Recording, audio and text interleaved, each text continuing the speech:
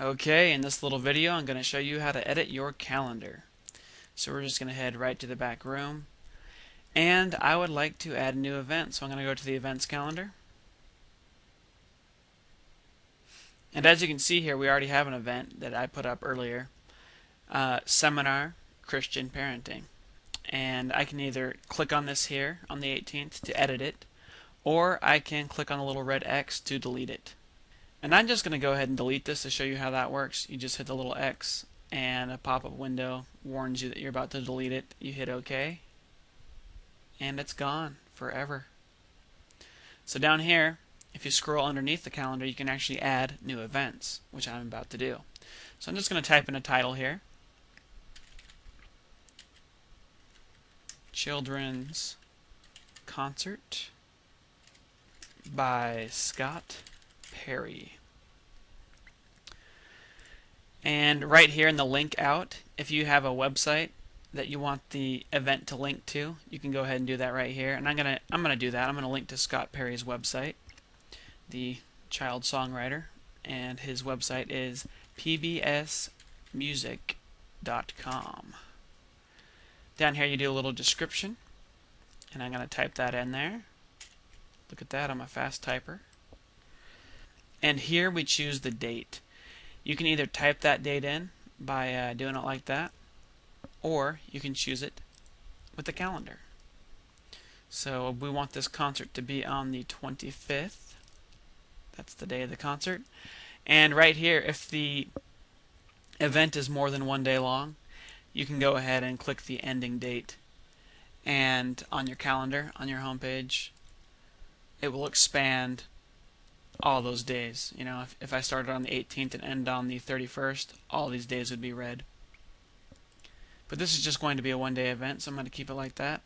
And I'm going to keep the visibility level to public. And I want to write a blog post about this, so I'm gonna check this, create post for event. And what this does when I hit create post for event is it automatically creates a blog post with this title as the title of the blog post, and this description goes in it as well.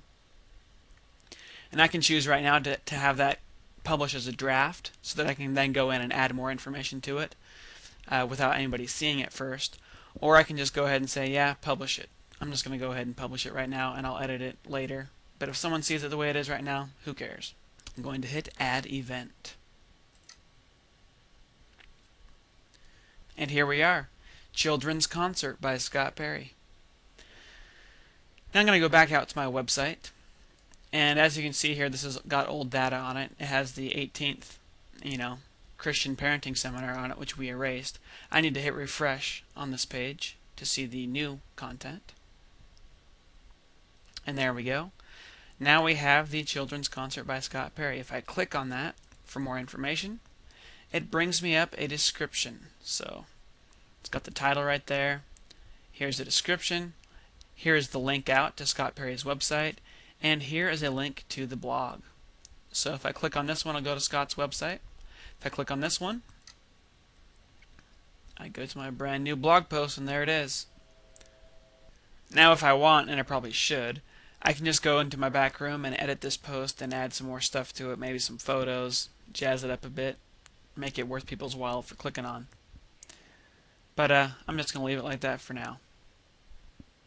So our event shows up here, and because we chose to add a blog post, it shows up in our blog, and also it shows up on our large events calendar on the events calendar page. And here it shows up as an actual title. Now let me show you what happens if I have multiple events on one day. There I added another event, the father-daughter lunchtime theater, so that's going to be quite the busy day. So I'm going to go back to my events calendar, my main page, going to hit refresh, and you will see that there's just a little line, and there are now 2 events on the same day.